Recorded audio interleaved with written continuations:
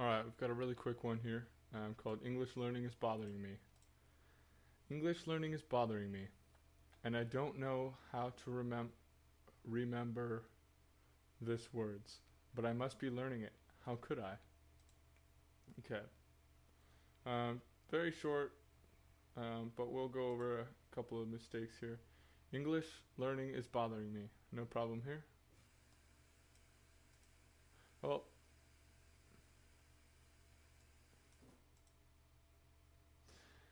actually, I would say switch learning in English. So learning English is bothering me. You're having a hard time with it.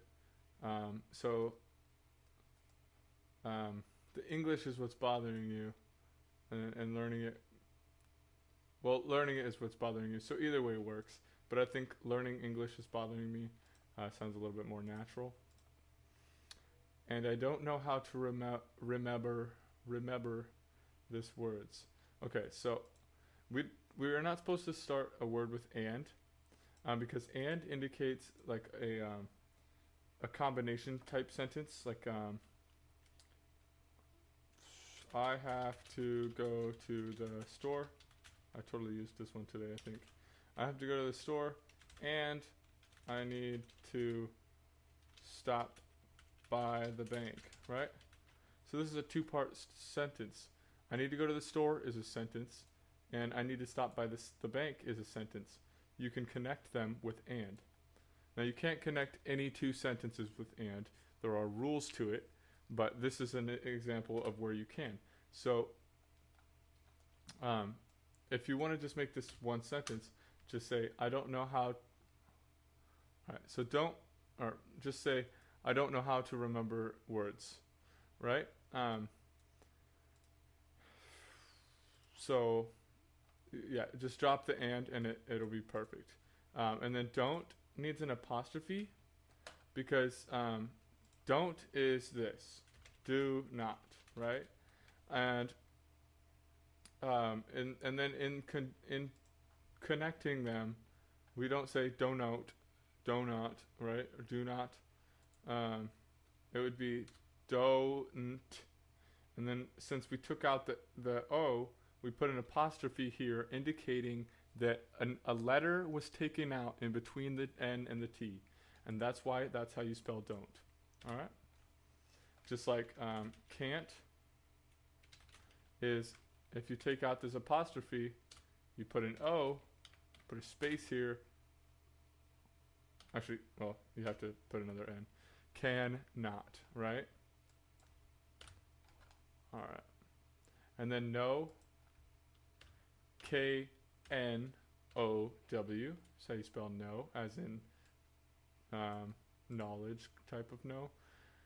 How to remember, not remember, remember words. I don't know how to remember this words. So you don't, this typically indicates one thing.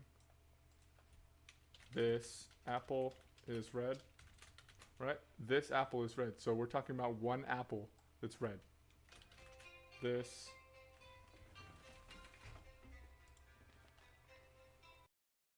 okay. So where was I? This is this typically is for one thing. So this fruit is mine, right? So this fruit, now that is a tricky one, because fruit can mean this one fruit, or it could mean this fruit as in this pile of fruit.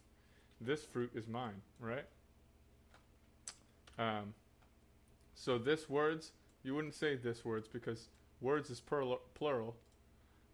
So you could say these words, but you don't really need that, because I don't know how to remember words.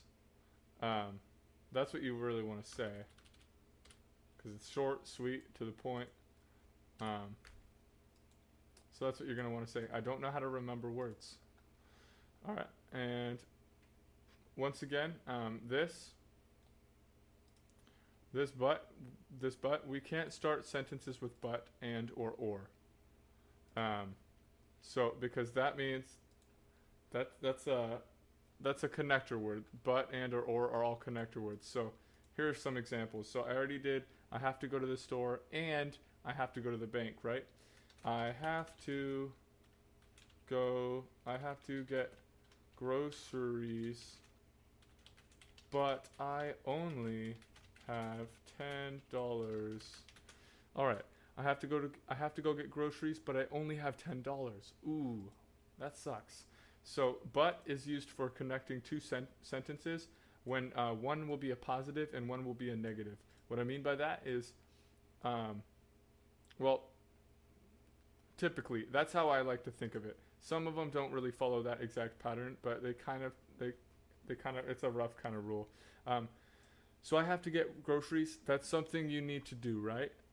So I would say that's the positive, because that's what, that's the good thing you're going to do. But you only have $10. That's bad. So, so that would be the negative part. So the good thing is getting groceries. The bad thing is not having enough money for them, right? And then or is kind of a tricky one. Well, I will come up with a really quick sentence. Will you take out the trash? Or maybe clean off the counters. Your mom's asking you to do some chores. Will you take out the trash? Oh, or maybe clean off the counters. Any of those, either of those, right? So that's that. So don't, okay, about this, don't start sentences with but, and, or, but native English speakers do it all the time. But there's a rule against it.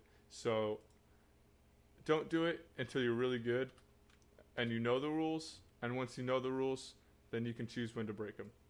But while you're learning them, learn the rules and do them right. All right? I must be learning it. So you can start like however. Well, actually not even that. However shouldn't start a sentence either. So I would actually, if you wanted to use but, I would connect this to the last sentence. So, oh, sorry. Always capitalize I when it's by itself.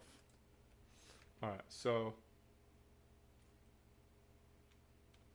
I don't know how to remember words, but I must be learning. Okay, since we're talking about multiple words, let's change this to them.